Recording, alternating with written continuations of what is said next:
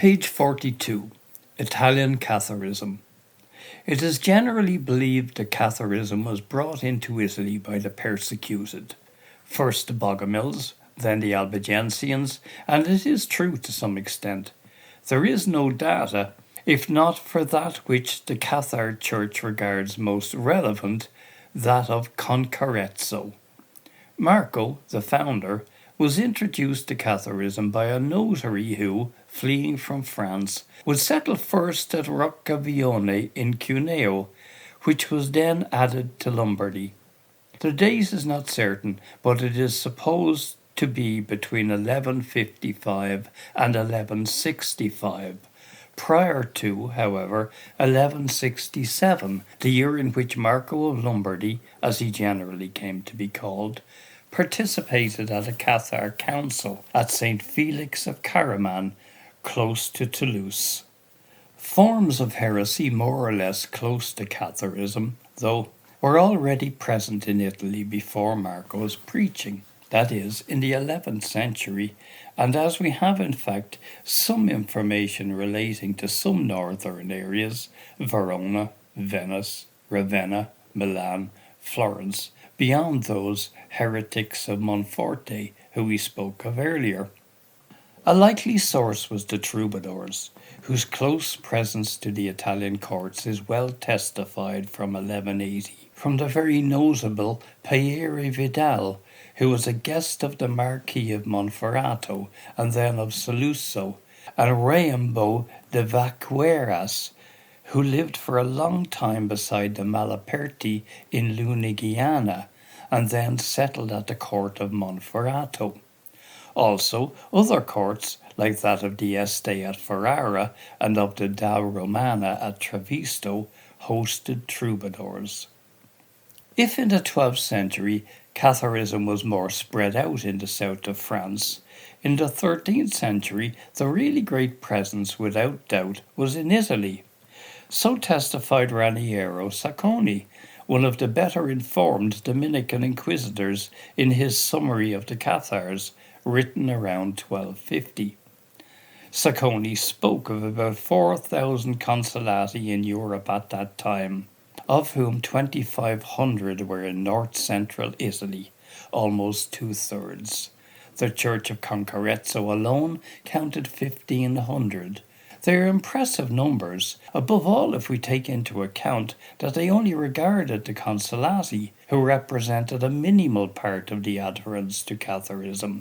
The ratio is more or less equal between those of the priestly and those of the laity. So Catharism was truly very spread out in Italy. In Florence, for example, Sacconi maintains, we see no less than a third of the population.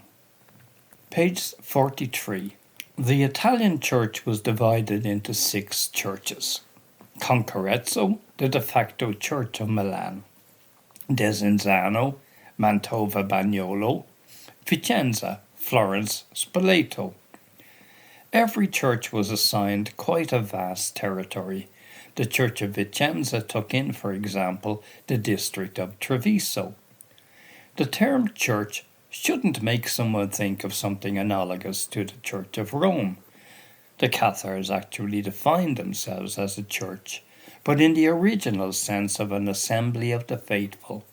Among these were the consolati and the so-called believers, those who adhered to Catharism without, however, feeling ready to receive the consolamentum, that, as we shall see, carried a radical and difficult choice of how to live.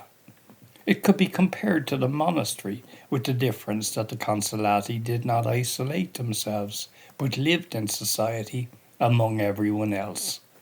Among the consolati was chosen one person responsible for the church, called a bishop, who had 2 vicars called elder son and younger son, those responsible for various communities comparable in some measure to those that in the Catholic Church were parish priests, came to be called deacons.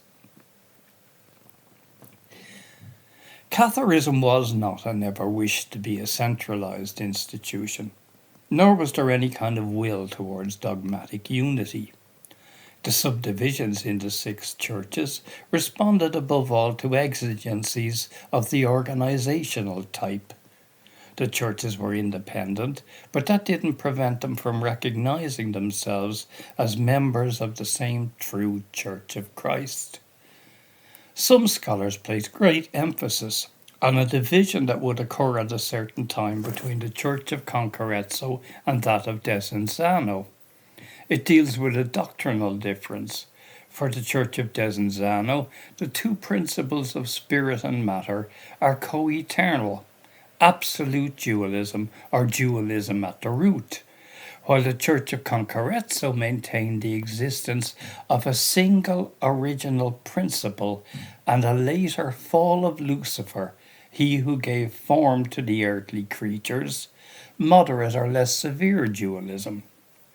According to Roquebert, the Catholic polemicists have largely exaggerated, due to the exigencies of their cause, the divergent doctrines that would have disturbed Italian Catharism. Also, Anne Brennan underlined that the origin of information came absolutely exclusively from the texts of anti-heresy Catholic polemicists, who clearly had every interest in giving Italian Catharism a quarrelsome image. Page 44.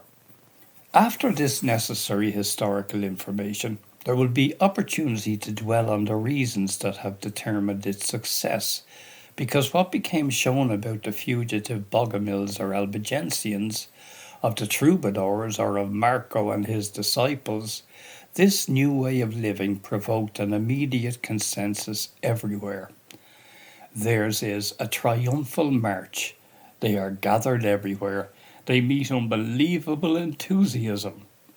They are the paupers of Christ, who lead an apostolic life without possessions, always on the move with fasting, prayer, and labour. Only they, not the rich prelates, are those of the true church. The agreement between doctrine and way of life fascinates. The religious bind themselves to heresy. The women flock to it. Despite the burnings, their faith spreads. The success is due to their exemplary simple life and to the high ideals at its root. One aspect that should arouse perplexity is the apparent incompatibility between a religion that proposes an apostolic life with fasting, prayer, and work, and a type of person who adhered to it. The aristocrats, the rich bourgeoisie merchants, the great banking families. This is understood when one considers that only the consolati were held to live the evangelical model of poverty, leading a modest but not miserable life, maintaining their dignity with their own labour. The Cathars were against the practice of begging. This also took into account that the consolamentum was open in general to adults, if not also to the elderly. The Cathar Church did not have buildings for worship, but schools for expanding the culture, and artisan labourers who became teachers of the crafts. The goods of the Cathar Church that did not demand tithes remained on the economic market and were never frozen in landed estates. Land was not owned, nor landed property. They didn't have tenants and much less serfs for the work in their fields and their vineyards. This is, I believe, the fundamental reason of their success. Also, as said before, it gives space and recognition to women, another factor that did not go undervalued. One question of great importance is the possible connections between Catharism and the poets of the sweet new style, to be precise, the faithful of love. The situation of the Italian poets is very, page 45, different respecting that of the troubadours, and the research for a correlation presents objective difficulty, such as the absence of the feudal courts as communal places of meeting. But if such connections were never analysed, this is due above all to a lack of will to investigate in this direction. The French South, proud of the presence of the Cathars in its history, gives time for study and makes it known also to the greater public. In Italy, instead, the presence of Catharism is on the one hand almost only known to a restricted group of scholars of medieval history. On the other hand, is experienced perhaps like a shameful page to be forgotten. It is also true that the few books that speak of it continue to still use today the terminology of the inquisitors, with expressions like region infected with Catharism. As far as the poets are concerned, the same Valli, who in his courageous book The Secret Language of Dante and the Faithful of Love reveals the anti-clerical key to their works, hastening to repeatedly absolve Dante and the other poets of definitely being Catholics. The book is from 1928. Nobody has dared more since then to deal with the issue. That is, without doubt, thorny. But if it is true that the Church of the Cathars was called Church of Love, it seems likely that the Faithful of Love would be Cathars. In Florence, as we have seen, Catharism was well spread, and the names of some families that adhered to it are known. Among these, one of the more visible was that of the Cavalcanti, and Guido was one of the principal Faithful of Love. I'm personally convinced that also in Italy, as in France, the poets would sing of their vision of the world, or better, their vision of the way that led to God. We can also say it was their religion, but one thing is certain, it was not Catholic. Italy never experienced a crusade against the Cathars, just the work of the Inquisition, and to it is closely intertwined the history of Italian Catharism.